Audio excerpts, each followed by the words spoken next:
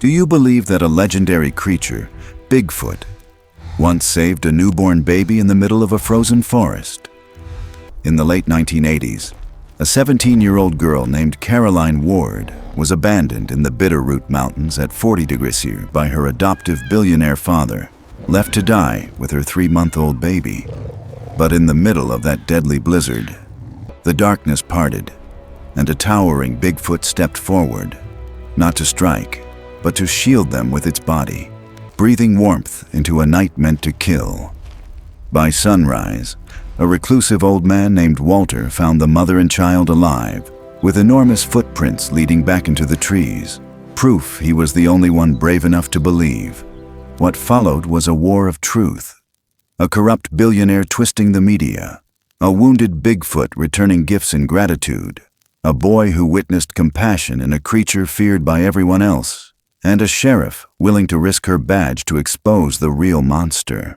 And in the end, during the fiercest storm of the year, that same Bigfoot gave up a limb to save baby Lila from a fatal fall, a sacrifice that changed the entire valley forever. Today, Caroline is a biologist. Jasper works beside her, Walter is family, and Brackenheart, the 3-legged guardian of the forest, still watches over them from the ridge where their destinies first collided. And now, my dear viewer, I want to ask you something. Where in the world are you watching from? What's your name, my friend? And how far do you think a story like this, of loyalty, sacrifice, and the gentle heart of a giant, can spread? Before you go, let me send you a warm thank you for being here. If this story touched you even a little, a like or a subscription would help us grow a community of people who believe, just like Brackenheart proved, that compassion can come from the unlikeliest places. Welcome, dear viewer, to the family. The tires howled on the frozen gravel, skidding slightly as the old Chevy Blazer pulled off the last stretch of highway and into the mouth of the forest. Snow clawed sideways in the beam of the headlights, erasing the trees into shadows. Graham Wardell didn't speak. He hadn't for the last 20 minutes. He just drove, one hand firm on the wheel, the other clenching and unclenching like he was grinding bone.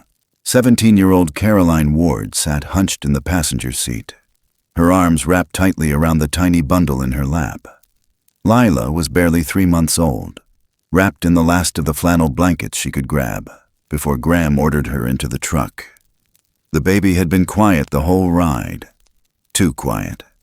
Caroline could feel her daughter's shallow breaths against her collarbone, each one weaker than the last. "Where are we going?" Her voice cracked, brittle as the frost building on the inside of the window. Graham didn't answer. He flicked the radio knob. A country song came on, hollow, twanging strings, a love gone wrong. He turned the volume up until it scraped like barbed wire across her nerves. The truck jolted left, off the main road, and onto a barely visible logging path. 8 kilometers of darkness and churned-up snow stretched ahead. Pines thickened, pressing in on either side. The wind got louder. Lila whimpered once, a soft, muffled sound. Caroline held her tighter. Without warning, Graham slammed the brakes. The truck fishtailed before jerking to a stop. He killed the engine, opened his door. "Get out!" "What?" Her voice barely made it past her lips. He walked around to her side, yanked the door open, reached in, and ripped the blanket off Lila's body with one brutal tug. The baby let out a cry, thin, already cracking. Graham reached into his coat pocket, pulled out a wad of crumpled bills, $40, maybe $200, it didn't matter, and threw them onto the snow. They landed in clumps, immediately beginning to freeze. He looked down at them, then back at Caroline. His eyes were flat, frost-bitten, no soul behind them. "If you freeze before sunrise," he said, voice smooth and deliberate, "at least it'll be quiet." Then he turned away. He got back in the truck, slammed the door, and cranked the music louder. The headlights stayed on for a second longer, blinding, final, then blinked out as he reversed, turned, and vanished into the storm. Snow swallowed the taillights. Silence, except for the wind. Caroline didn't scream. Didn't cry, not yet. She bent forward, pulled Lila into her coat, trying to shield her tiny face with whatever was left of her own body heat. Her fingers were already numb, her jeans soaked through. Her ears rang. She stumbled toward the tree line, legs shaking. Found a half-fallen pine, its trunk hollowed just enough for her to press her back against it. She crouched, clutching the baby under her sweater, pressing skin to skin, desperate for warmth, for time, for something that might never come. Lila stopped crying, and that, more than anything, cracked something inside her. The storm screamed above the forest. And then, a sound, not branches, not wind, a thump. Then another, like something impossibly heavy walking through snowdrifts. The ground didn't quake, not quite, but the snow on the low pine branches vibrated, shivering in rhythm. She held her breath. It wasn't a bear. Whatever it was, moved with purpose. Cautious, but not afraid. She could just barely make it out. Emerging from the blizzard, backlit by the fractured moonlight slicing through the clouds. Towering, covered in thick dark fur mottled with ice. Shoulders broad like a freight door. Arms too long for any human. But it was the eyes, amber, intelligent, reflecting the moon like an animal, but staring like a man. It didn't growl, didn't roar. It crouched. And then, it did the unthinkable. It lowered itself to its elbows, laid down beside her, and turned its massive body toward the wind. Its chest expanded, contracting in slow, controlled breaths. Steam rose from its nostrils, hot enough to form a pocket of warmth between them. Caroline felt it before she realized what it was. Shelter. The creature nudged closer, gently, as if afraid to frighten her more than she already was. Its chest fur brushed against Lila's bare leg, and the baby shuddered. But then, she let out a faint, hoarse breath. Not a cry, but not silence. Alive. Caroline's hand, bare, shaking, moved on instinct. She reached toward the being's chest, touching the dense, coarse fur. And underneath, she felt it. Something deep and puckered. A long, brutal scar, healed over time but unmistakably earned. She pressed her fingers there. The creature didn't flinch. Their breaths mingled in the dark. She didn't ask what it was. Didn't question if she was dreaming. There was no room for logic in moments like this. Just the quiet rhythm of life returning in small pulses. The pine above groaned. The storm howled. But inside that fragile shelter of fur and heat and silence, time slowed. Caroline closed her eyes, not to sleep, but to thank. Thank you, she whispered, barely a sound. And the creature, this Brackenheart, though she did not yet know its name, closed its eyes too. Let the wind batter its back. Let the storm take it, if it meant they would survive. Somewhere behind the blizzard, dawn waited. But not yet. Not tonight. Tonight, something old and scarred chose to stand guard for someone small and breaking. And it did not need to be seen to be remembered. Only felt. Only survived. The sky over Darby cracked open with the pale, trembling light of morning. But the storm hadn't left entirely. Patches of snow still tumbled from fir branches, and gusts of wind whispered like half-remembered dreams. The frost clung to the window panes of the last cabin on the edge of the tree line, the kind of place maps forgot and only stories remembered. And inside, a man stirred from a half-slept night. Walter Yates, 68 years old and born with a stubbornness that let him outlive 2 wives and a logging accident, sat upright in his creaking bed as something creaked louder beneath the eaves. He'd lived alone for 12 winters now and learned the sounds of the storm, the snap of a settling rafter, the yawn of old timber. This wasn't that. Something was on his porch. He reached for the old Winchester leaning near the door, but didn't pick it up yet. Instead, he moved slow, careful. The floor groaned beneath his weight as he stepped closer to the frosted window. When he wiped away the fog with the sleeve of his flannel shirt, What he saw made his heart pause just long enough to hurt. There was a girl collapsed on the porch, her coat torn, jeans frozen to her legs, her arms wrapped like a desperate cradle around a motionless bundle. The baby's skin had the pale blue tint of near death. Caroline didn't look much better. Walter didn't shout. He opened the door with one slow pull, the hinges complaining into the cold. He moved quickly then, quicker than most men his age had a right to move. He pulled the girl's shoulder over his own, lifting both mother and child together, one shivering tangle of breath and skin and fear. The girl barely stirred, her lips whispering nonsense or prayers. He didn't ask which. He didn't ask anything. He brought them inside. He laid them near the old cast-iron stove, tossed another log in without even brushing the ash off his hands. Fire cracked. The baby didn't. That was worse than any scream. He touched the baby's face, cold, skin too soft, too still. He'd seen it before, not in people, in calves born too early, in stray dogs left in ditches, but never in a child. He worked without words, carried water from the kettle, lukewarm, not hot, trickled a few drops into the baby's mouth, just enough to coax the reflex back. Then he wrapped her in wool, the old army blanket from Nam, the one with holes and bloodstains he never explained to anybody. He rubbed her feet, her hands, her chest, slow, gentle, like waking something half invisible. The girl stirred again, said one word. Lila. Walter glanced down. That her name? The girl didn't nod, but her eyes blinked just once. All right then, he muttered, more to the walls than to her. Come on, Lila. You've made it this far. The wind rattled the window behind them, then pulled back. It sounded like it had somewhere else to be now. He didn't sleep. Not that night. He stayed on the floor, beside the stove, fingers on the baby's wrist, watching the rise and fall of her chest. It took 3 hours before he was sure she was really breathing on her own. When she finally let out the smallest sound, half sigh, half cry. Walter leaned back against the wall and let out a breath of his own. It was only then, once the danger had receded a little, that he noticed the smell.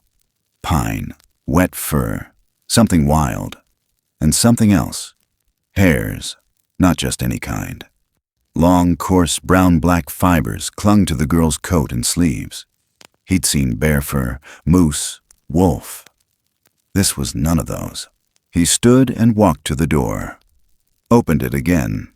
Snow had half covered the porch now, but beyond it, stretching from the steps and across the clearing into the line of evergreens, were footprints. Massive, bare, 5-toed, but longer than any boot he owned. He didn't need to measure. He just stared. His lungs forgot how to breathe for a second. He'd seen those before, 20 years ago, just after the avalanche on Rattlesnake Ridge. No one had believed him then either. His boot followed the edge of the first print. It hadn't melted. It hadn't drifted. It was pressed clean, like whatever had made it had waited, watched, made sure the girl and her baby were safe before turning back into the woods. He didn't say anything for a long time, just looked, eyes sharp, not surprised. Behind him, Caroline slept, her arms still wrapped around Lila, who now breathed in small, fluttering sighs, curled like a kitten under the edge of the quilt. The stove crackled again, louder this time. Walter stepped outside. Cold didn't bite the same way when you had something bigger to think about. He looked once more toward the trees, toward the direction the tracks disappeared. He didn't follow them. He didn't have to. Something had come out of the forest last night. Something enormous, but not violent, not hungry. Something ancient and decent. He remembered the moment, 20 years back, lying beneath crushed timber and stone after the landslide. Everyone had thought he got lucky, that he clawed himself out. That's what he let them think. But he remembered the heat, the breath, the large shape that lifted the beam. Not all the way. Just enough for him to crawl out. No sound, no face. Just the knowledge that something had been there. And now, again, he wasn't sure what to do with that. He wasn't a church man. But he found his hand settling on his chest anyway, where the ribs still didn't sit right from the old injury. He looked to the trees. The wind was changing again. Not cruel this time, just moving. He stepped back inside, closed the door. Later that morning, when Caroline woke, she didn't say much, didn't cry, didn't ask questions. She just looked at him like she didn't know what year it was. Her arm still cradled Lila, who was breathing easier now, her color slowly returning. Walter didn't pry. "You're safe here," was all he said, sliding a chipped mug across the table. Warm tea. Too weak to matter, but strong enough to feel like something real. Caroline whispered her thanks, voice gravelly. She didn't ask about Graham. She didn't talk about the money in the snow or the look on his face when he drove off. But Walter saw something else in her eyes. Not just fear, wonder, like part of her had seen something even he couldn't name. When she finally looked toward the door, her gaze stopped at the trail of wet prints across the floor, from when he carried her in. But also, something else. A smudge, a print, the size of a dinner plate. Just one.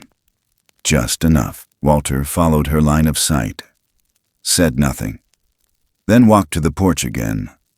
The wind had cleared the clouds. Sunlight filtered through the branches, silver and soft. It touched the edge of the prints like a hand brushing through memory. He stepped out again. The forest was quiet now, the kind of quiet that knew things. And he said, not loud, just enough for the trees to hear, "I owe you twice now." Then he turned back inside and left the door open just a little longer than he needed to, just in case something out there wanted to know it was welcome, just in case it ever needed to come back. Spring didn't bloom gently in Darby, Montana. It clawed its way in through cracked sidewalks and stubborn ice patches, melting snow just enough to reveal mud and old sins. By mid-April, the trees were budding, but the wind still carried that bitter edge that reminded people winter hadn't entirely left. Not really. It just stepped back far enough to let life return in patches. The sheriff's office stood near the edge of Main Street, a squat building with beige siding and a peeling American flag that flapped above the window like a tired promise. Sheriff May Carter stood inside, staring at the manila file in her hands like it might spit venom. She'd been on the force 31 years, worn the badge through blizzards, wildfires, and funerals. But something about this case sat wrong in her gut. The kind of wrong that crawled under your ribs and stayed quiet just long enough to keep you up at night. Caroline Ward. 17. No fixed address, no active school enrollment, no medical insurance. Walked into Bitterroot Community Hospital last week with a 3-month-old infant who wasn't crying, wasn't blinking, just holding on by a thread. Walter Yates, the old vet out by the western tree line, had brought them in, said they collapsed on his porch, said nothing more, just handed her the girl and told her to do right by her. May had seen a lot of bad parenting, seen worse.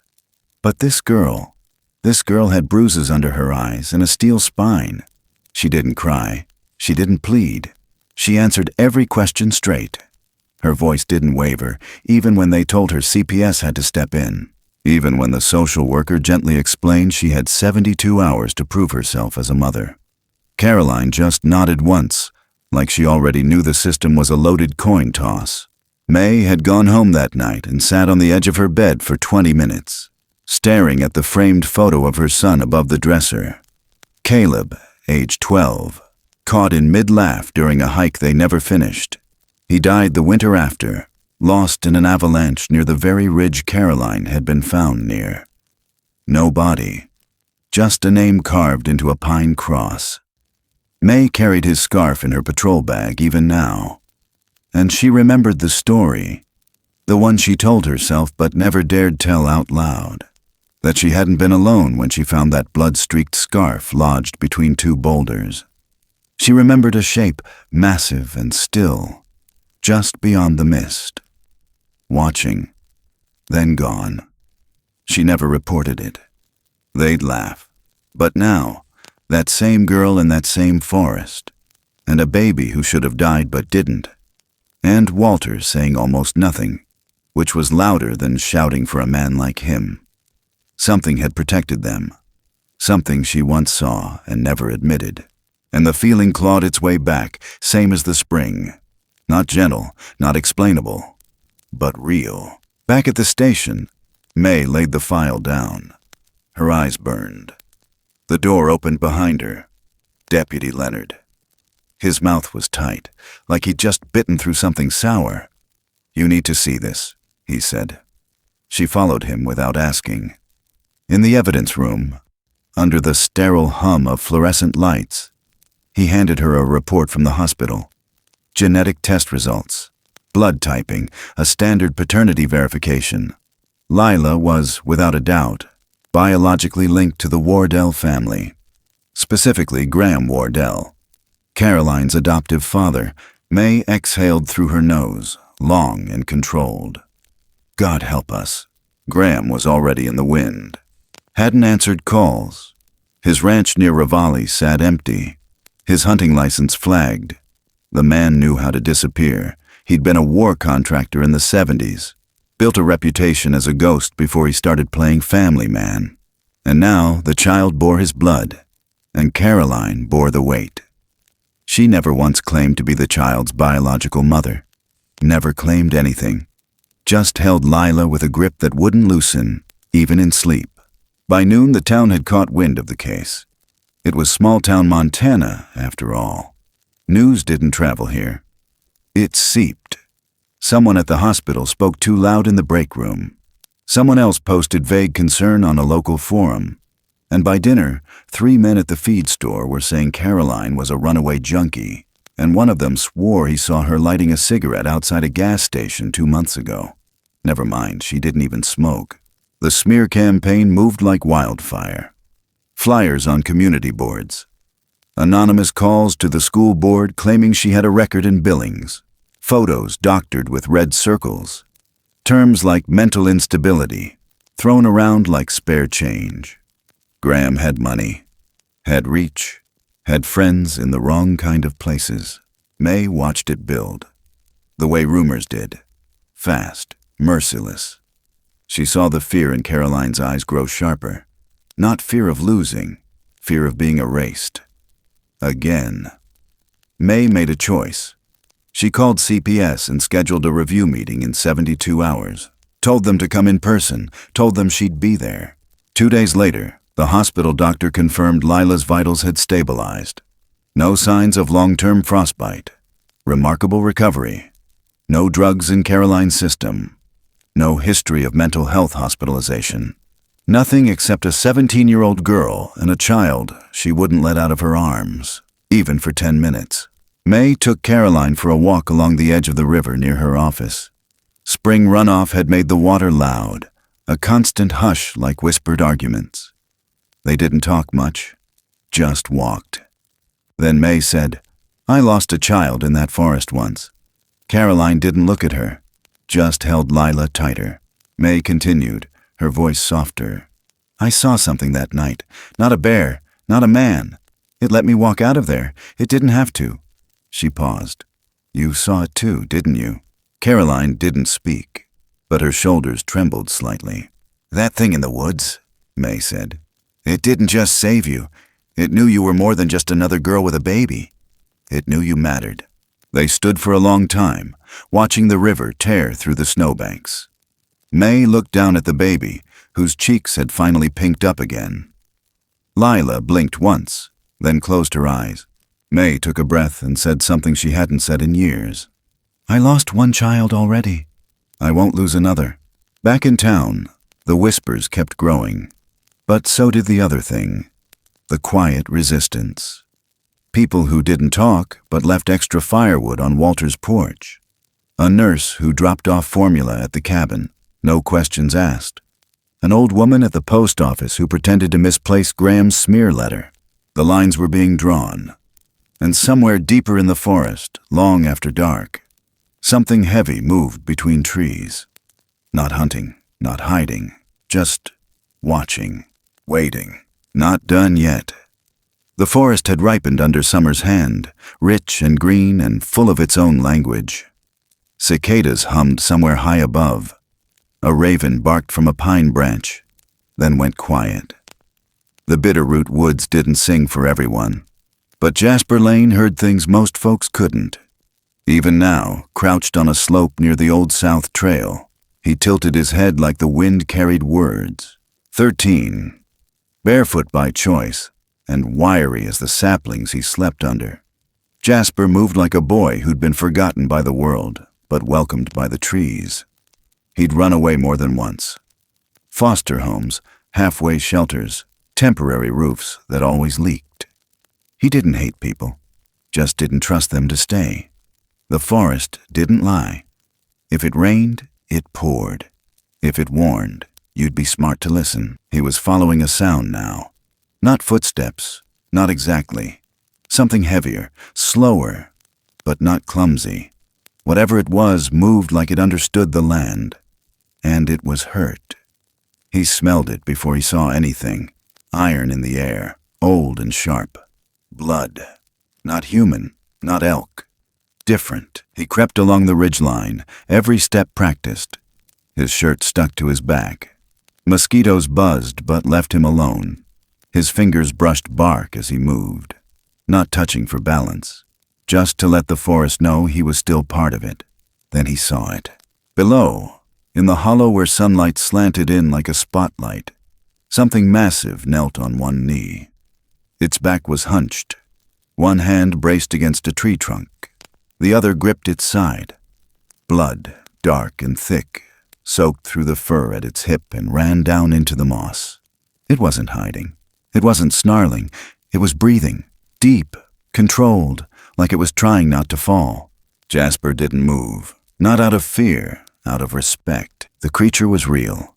9 feet tall, maybe more. Not a gorilla, not a man. Shoulders like carved rock, but not hunched like a beast. Its fur was darker than tree bark, but not black. The sun caught threads of auburn. Its face, he'd remember that forever, wasn't flat or long-snouted, just wide, a jaw built for silence, eyes like old copper. But it wasn't looking at him. It was staring at a small clearing just ahead. Jasper followed the gaze and saw it. The old cabin. Walter's place. Someone had left offerings there, neatly placed on the porch steps.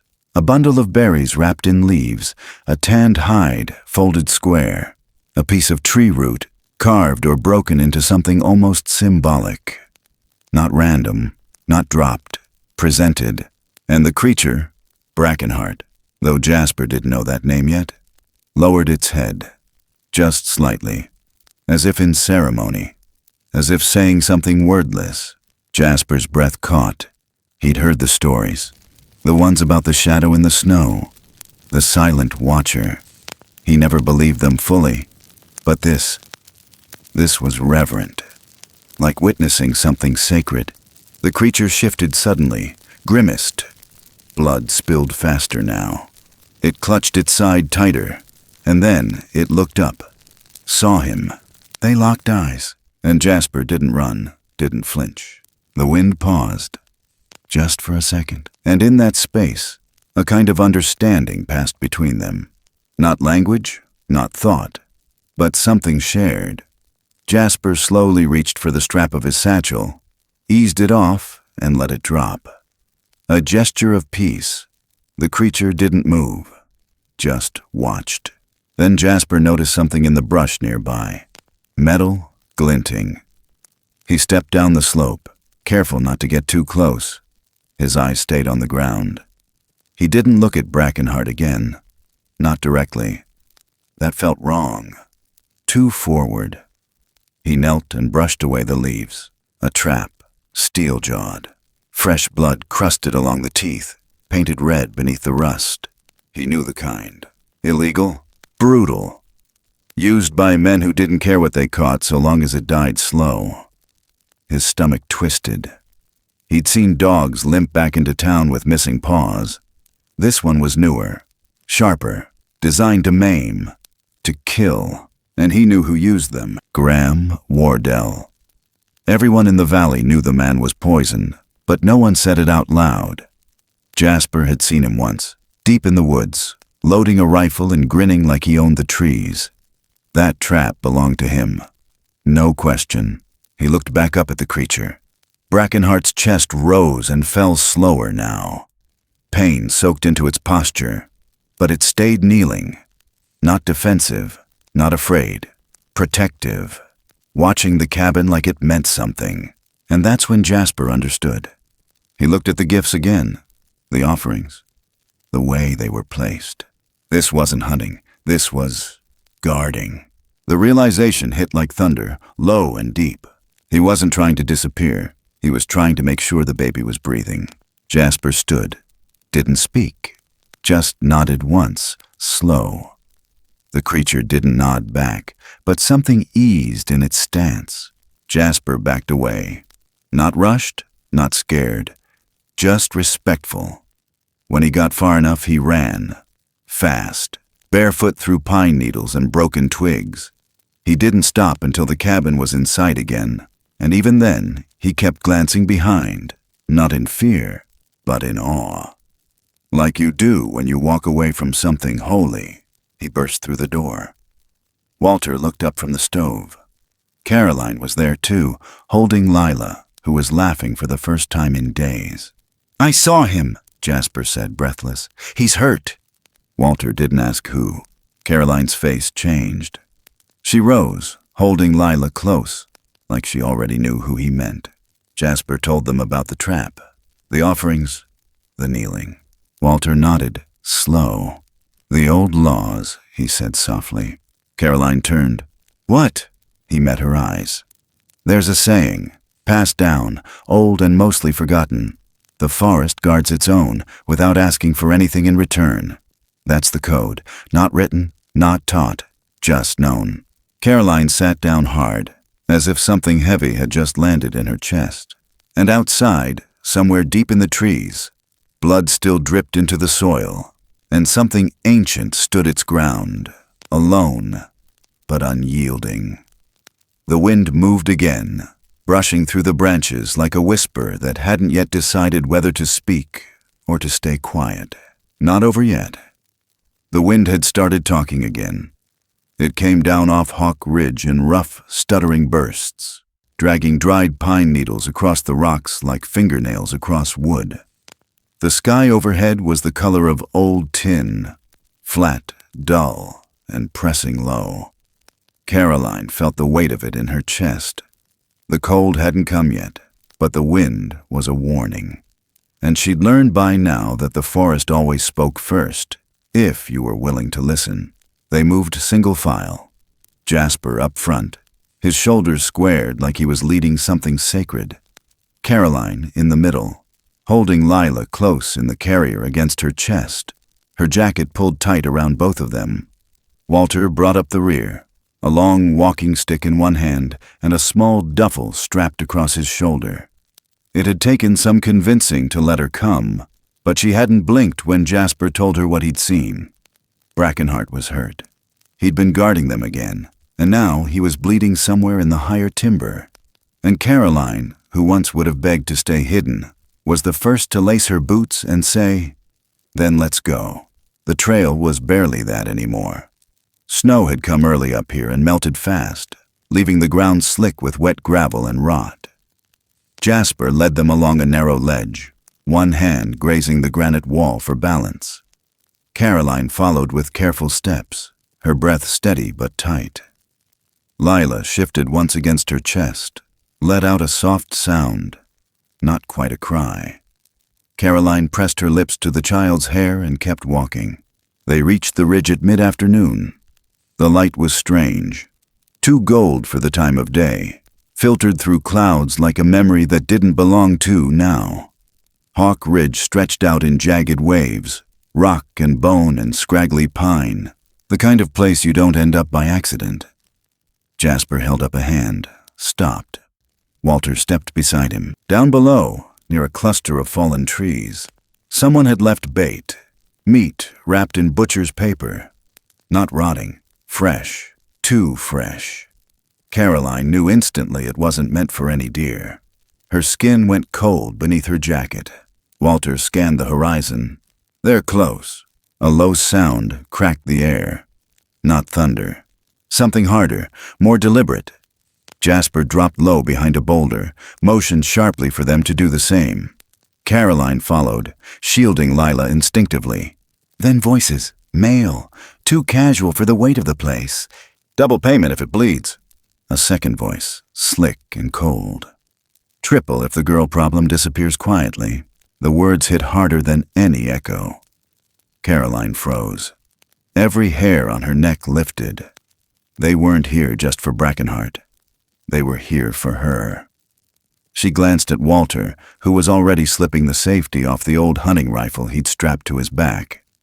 He didn't say a word. Didn't have to. Below, the three hunters emerged from the trees, rifles slung like toys, faces half covered by scarves and camouflage. They moved like they'd done this before. One of them pointed toward the slope, where a trail of dark blood had dried against the stone. There, he muttered. The woods went silent. Even the wind pulled back. Caroline could hear the echo of her own pulse. And then, movement. From the far side of the clearing, half shrouded by ferns and the rising dusk, Brackenheart stepped into view. He was limping. One arm hung stiff, fur matted and crusted in crimson. His breathing was heavy, chest rising in slow, shallow arcs. But even wounded, he stood tall, towering. Not monstrous, monumental. His eyes scanned the hunters, then drifted upward, to Caroline's perch on the ridge. He saw her. The next few seconds didn't move like real time. One of the men raised his rifle, a shout.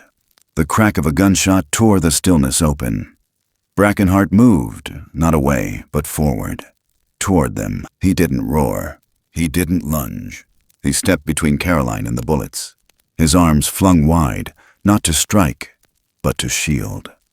His massive body curved forward, back bowed, arms extended as if he could block the sky itself. A bullet tore into his side. Another grazed his shoulder. Blood sprayed, stark red against the snow-dusted stone. He didn't stop. Jasper stood, shouted something she couldn't hear. Walter fired once. One of the hunters went down, not dead, but screaming. The other two scattered. Their courage didn't run as far as their ammo. Brackenheart swayed. His breath was ragged. He turned his head, just enough to look at Caroline again. The wind picked up, and in it, she swore she heard something not spoken, but still understood. "You're safe." Then his legs buckled. Caroline scrambled down the ridge. Jasper was already there, hands out, not touching but close. Walter followed, slow, steady, eyes scanning the trees for movement. Brackenheart lay on his side now, the snow around him stained like a battlefield. Caroline dropped to her knees beside him. Lila stirred in her coat, let out a small, broken whimper. Caroline reached forward, her palm brushing his fur, damp and hot and trembling. He didn't flinch, didn't move. She whispered, "Why are they hunting you?" Her voice cracked on the last word. He didn't answer, but he didn't need to. Walter knelt beside them, breathing heavy. They fear what they don't understand. And this one, he's a reminder of everything good they've tried to bury. Blood pooled beneath Brackenheart's ribs. It shimmered in the dying light. Caroline pressed both hands against his side, not to stop the bleeding, she knew she couldn't, but to hold on to something that felt like truth. "They don't care if he dies," she said, voice low, sharp. Walter looked at her. "No, but you do." She nodded, tears sliding down her cheeks, silent and angry. The ridge held its breath, and then, from the edge of the woods, a sound broke through. A roar. Not rage, not threat. A cry. Low. Ancient. Answering something far older than the rifles or the greed that pulled their triggers. Caroline stood, turned toward the sound. Jasper whispered. "He's not alone." And neither were they, because standing in the trees now, watching with glowing eyes and stillness that felt heavier than stone, were others. Silent shapes, tall, broad, wrapped in shadow and dusk and myth. Brackenheart wasn't the only one, and something had shifted, something permanent. In that moment, she understood something she couldn't name. That the fight wasn't just for her or Lila. It was for the quiet thing that lived beneath the roots, that guarded the weak, that bled without striking back. She turned toward the trees. "He's protecting us!" she screamed into the fading wind. "Why are you hunting him?" The answer didn't come from the men with guns. It came from the silence that followed. And in that silence, something sacred stirred. Not gone, not defeated, just waiting, just watching. The fight was not over. The storm had a voice now. White, howling, relentless. It screamed through the trees like it was searching for something it had lost. Snow didn't fall anymore. It attacked, swirling sideways in blinding sheets that erased the horizon. Wind speeds clocked higher than the radio had warned, and visibility dropped to barely 2 feet. The mountains disappeared. Landmarks vanished. Even the old pines bent under the weight of it. No one sane ventured into a whiteout like this. No one, unless they had something worth walking into hell for. Sheriff May Carter knew the rules of protocol. She knew she should have waited. But rules didn't raise the dead, and she wasn't about to lose another child to the silence. She led the small team herself, Walter beside her, carrying his weight like he'd never aged. Jasper followed, hood low, boots crunching behind. Too quiet for a boy his age. Caroline held Lila wrapped tight in a double layer of wool and flannel, her arms locked around the child like her heartbeat might be the only thing keeping them both alive. They moved through the storm with ropes tied between them, knots every few feet. That's how people survive this kind of weather, tied to one another, hoping no one slipped too far from the line. The snow was hip-deep in places. The wind clawed at their ears, their eyes, their bones. Still they moved. No one complained. No one slowed. The air hurt to breathe. Lila whimpered once beneath her mother's coat, then went quiet again. Not the scary kind of quiet, just the sleeping kind. For now. May had led searches before. Avalanche recovery. Lost hikers. One time, a child wandered off from a church picnic and was found 3 hours later in a drainage culvert, blue-lipped but breathing. But this wasn't a search party. This was something else. A rescue without a map. A mission built on faith more than fact. The ridge path was gone, buried under drifts and wind-carved shapes. May scanned ahead, barely able to see Jasper's silhouette 10 feet away. He pointed upward. Walter squinted, nodded, then shifted course toward a cluster of wind-beaten trees. That's when they saw the blood. It wasn't fresh, but it hadn't frozen solid yet either. Thick, black-red stains along the snow, dragged in a broken line leading toward the rocks above. Not animal blood. Too much. Too deliberate. Caroline stumbled toward it, her breath catching in her throat. May pulled her back gently. "We're close," Walter said. His voice barely carried, but it cut through the noise like gravel underfoot. Jasper pointed again. Another splash of blood. A footprint, huge, melting fast, but unmistakable. Then something shifted. A noise behind them, like a branch breaking under too much weight. May spun, gun raised, but it was just the storm. Or maybe not. Either way it passed. They reached the ledge by instinct, not sight. A sharp drop-off marked by nothing but feel. Cold air rushing upward, the way it always did near cliffs. And then a scream. Caroline's. Not of fear, but panic. Lila had slipped. The rope around her waist hadn't snapped, but the slope was too steep, too slick. In the chaos of the wind and blinding snow, her feet went out from under her. The baby carrier lurched forward.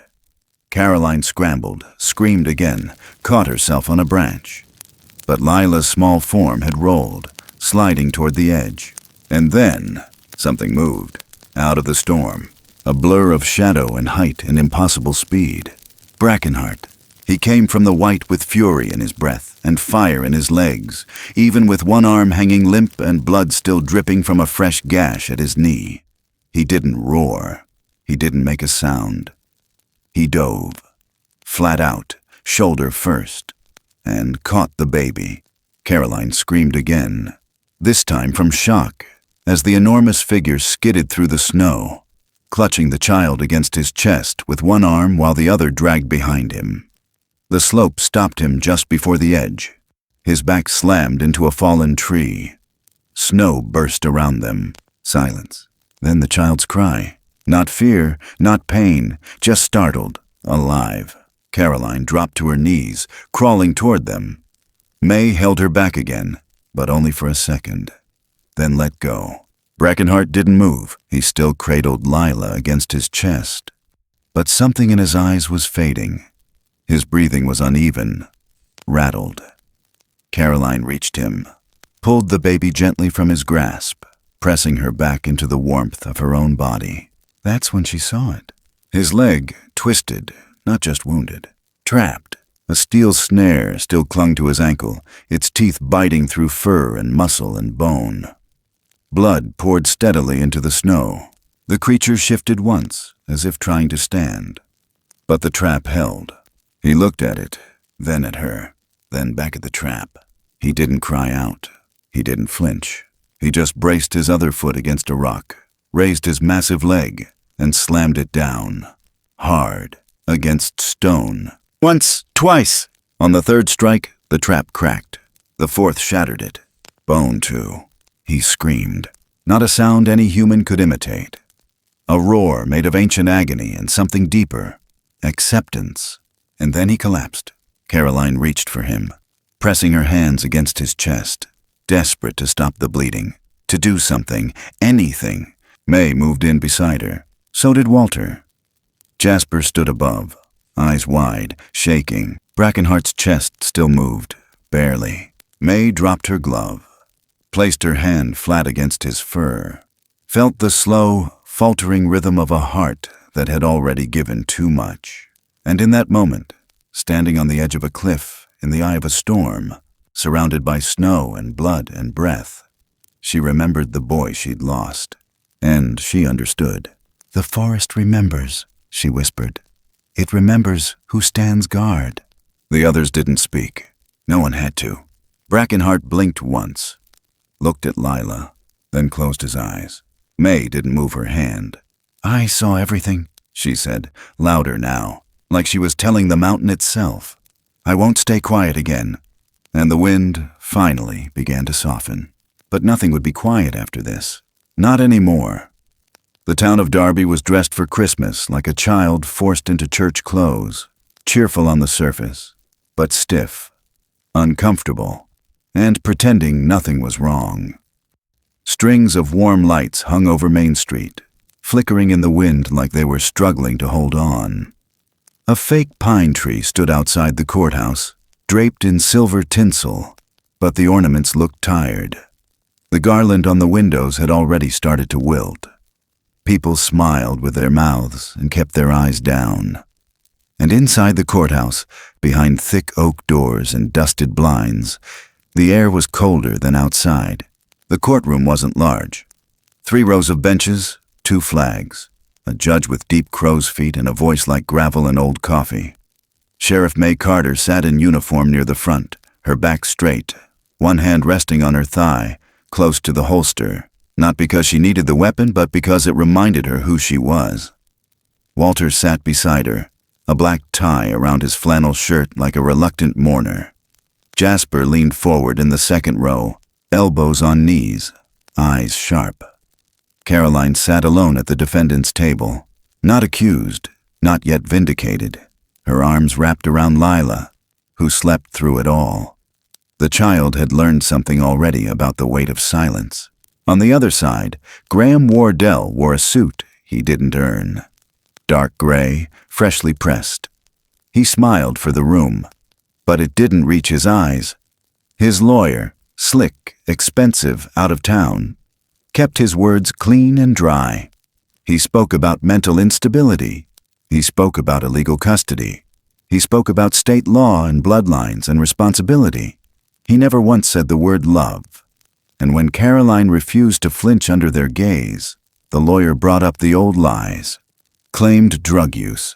Claimed psychiatric records that didn't exist. Claimed she was a danger to the child, not because he believed it, but because he knew someone else might. Then May stood. She didn't ask permission. Her badge spoke first. She walked slowly to the center of the room, her boots clicking once, twice, then still. "There's more than one kind of blood that runs through this case," she said. "And I'm not talking about DNA. I'm talking about what people bleed for, what they protect, what they give up to make sure a child keeps breathing." The judge watched her, unmoved. May looked straight at Graham. Her voice didn't rise, but it deepened. "I've seen this girl climb a mountain with frostbitten hands to save a baby that isn't biologically hers, while the man in this room tried to end that child's life and cover it with snow." The lawyer objected. The judge held up a hand, not dismissive, listening. May stepped back. Then something unexpected happened. A man in the back row stood.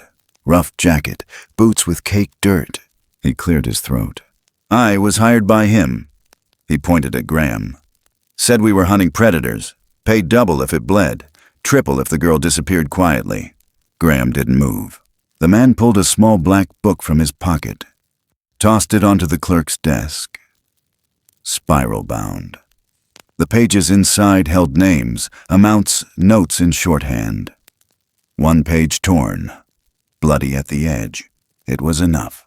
The room shifted, not in noise, but in breath.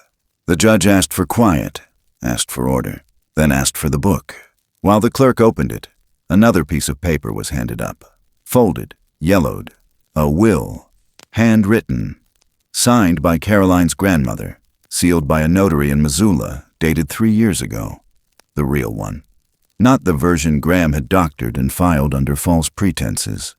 This one granted legal guardianship to Caroline and named Lila, unborn at the time, as her heir.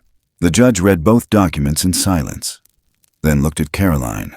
He didn't smile, but his eyes softened. "You are the child's legal guardian," he said.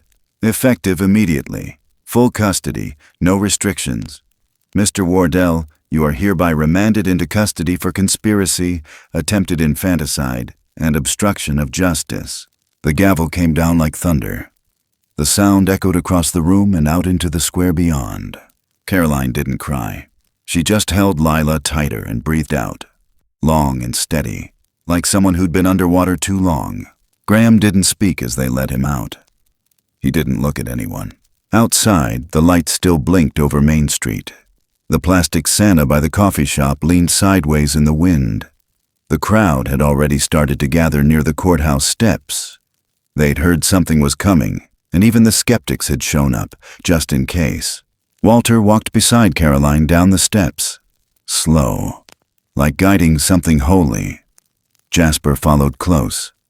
May stayed inside for a moment longer. She stared at the judge's bench, at the spot where the gavel had fallen. Then she turned and walked outside. The snow had started again, soft, barely falling. Then, somewhere from the edge of the woods, a sound cut through the quiet, a low rumble, a long, deep call that vibrated through the ground. Not animal, not machine, something older, something alive. Every head turned toward the forest. No one moved. Then May said, almost too quiet to hear, "He was here." Caroline looked down at her feet. Fresh footprints in the snow, massive, leading back into the trees, and she smiled, not because it was over, but because she knew what it meant. He saw justice, and he left proof behind, not for the world to dissect, but for those who needed to believe that goodness still had a shape, and that it stood when others ran. The snow covered the tracks quickly, but not quick enough to erase what they stood for. Not this time. Spring touched the Bitterroot Valley like an apology, soft and slow and golden. The air smelled of damp soil and distant pine. Snow still clung to the north sides of trees and the shadowed corners of mountain passes, but in the meadows, green had returned. 100 acres of open grassland stretched beneath the hills, flanked by dense forest and sloping creek beds, and in the middle of it, all stood a sign. Hand-carved, cedar-smoothed. No paint, just the wood, and the truth burned into it. Brackenheart Refuge. No gates, no barbed wire, just space and silence, and a promise that no creature, four-legged or two, would ever be hunted there again. Caroline stood beneath the sign, one hand on her hip, the other holding a clipboard filled with intake forms, feeding schedules, and notes scribbled in red pen. Her boots were muddy, her jeans torn at the knees. Her t-shirt read, "Wild isn't broken," faded from too many washes. She looked older than 21, not in her face, but in the way she carried herself, like someone who had bled and healed and didn't waste time trying to explain the difference. Behind her, the barn doors creaked open. Jasper stepped out, taller now, sunburnt, with a fresh scrape on his cheek and hay stuck in his hoodie. He waved a laminated tag in the air. "We got another one," he called. "Coyote pup with a busted leg, probably hit by an ATV near Ridge Trail." Caroline nodded. "Set up the quiet pen, no noise near that one, and keep the gates triple latched." "I know the drill." She smiled, just slightly. He ran off before she could say thank you. That's how he was these days. Faster, louder, full of opinions. But his hands were gentle, and his eyes still softened every time he walked into the wildlife clinic. Some people found family in blood. Others built it from scars. Walter sat near the porch, sipping coffee from an old enamel mug, his leg wrapped in a brace he refused to talk about. He didn't say much these days, but his presence filled every morning with a sense of rootedness. Lila called him Grandpa, not because anyone told her to, but because she understood something sacred in the way he sat next to her at breakfast, every morning. Same chair, same quiet smile. She was 5 now. Her laugh had changed. It rang deeper, like wind chimes. She was playing near the pond when Caroline walked over, wiping sweat from her brow with the edge of her sleeve. Lila knelt in the grass, building a small tower of stones, flat, smooth, placed with care. One by one, not random, intentional. "Are you making something?" Caroline asked. Lila nodded. "It's a tower so he can see where we are." Caroline knelt beside her, quiet. The sunlight filtered through the branches just above, casting a soft web of shadows across the girl's face. Lila turned to her. "Is he still watching?" Caroline didn't answer right away. She looked up. Beyond the trees, at the edge of the forest, stood the ridge they now called King's Ledge. Brackenheart had returned there the spring after the trial, limping on 3 legs, his breath heavy but even. No one followed him. No camera dared. From a distance, he stood on the highest stone, silhouetted against the sky like a monument. Every dusk, he returned, until winter came, then spring, then again. He was always there. Not every day, not in the flesh, but the ledge remained occupied. Footprints appeared and disappeared with the rain. Offerings showed up on the porch. Berries, smooth feathers, a rock carved with what looked like a spiral, worn into the center like a symbol older than language. "He sees everything," Caroline whispered. Lila's eyes sparkled. "Even from the trees?" Caroline nodded. "Even if I whisper?" "Yes," she smiled, "especially then." Lila leaned closer, her voice barely breath. "Is he family?" Caroline looked at her daughter, messy-haired, sharp-eyed, full of questions, and felt a knot in her chest that never fully left. The same knot that formed the night she almost lost her. The night the snow tried to erase both of them. She placed a hand over the child's heart. "Loyalty isn't a contract," she said softly. "Love doesn't send you a bill." Lila tilted her head. Caroline's voice trembled, just slightly. "And sometimes, the family that saves you walks on 4 great tired legs." They sat in silence after that. Somewhere birds called, Somewhere, a gate clicked shut. Somewhere, the earth remembered. At dusk, the sun broke low against the mountain, casting the ledge in molten light. The shape appeared again. Tall, still, watching. Children ran outside, pointing. "He's back," one of them whispered. No one chased it. No one tried to get closer. The rules were clear. You don't capture legends, you just let them stand. Caroline stood by the porch, Lila's hand in hers. Walter rose, moving slow, careful.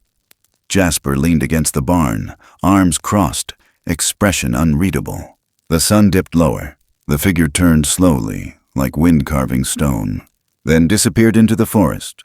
The trees closed behind him, one by one, like a curtain made of silence. Night came. The air cooled.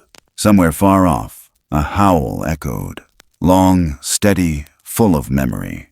And behind the quiet cabin, where no one had spoken for several minutes, the wind rose through the leaves, carrying something between a breath and a blessing. It never said goodbye. It didn't need to, because the forest still stood, because the ledge was still warm, and because someone still watched over those who had once been left in the cold. Sometimes, the ones who save us don't speak our language. They don't wear uniforms, carry titles, or come when we call. They arrive in silence, when the wind shifts, when the snow deepens, when all hope has turned cold. And they don't ask for anything in return, not praise, not proof, just the quiet dignity of presence, of standing guard, unseen. This was never just a story about danger or survival. It was a story about what remains when the world forgets you, about the kind of love that isn't loud, but lasting, the kind that chooses to protect rather than punish, the kind that sees the small, the broken, the overlooked, and shields them without asking if they're worthy. It's the kind of love that walks beside us in the dark, even if we never see it clearly. In a world that often values power over kindness, noise over truth, it is easy to forget the strength in silence. But the wild remembers. The trees remember. The earth holds every footprint, every act of mercy, even the ones no one else sees, especially those. And maybe that's what we're meant to learn. Not just how to survive, but how to remain gentle in a world that can be cruel, how to shelter each other, how to build something sacred from what was nearly lost. Because family isn't always bound by blood.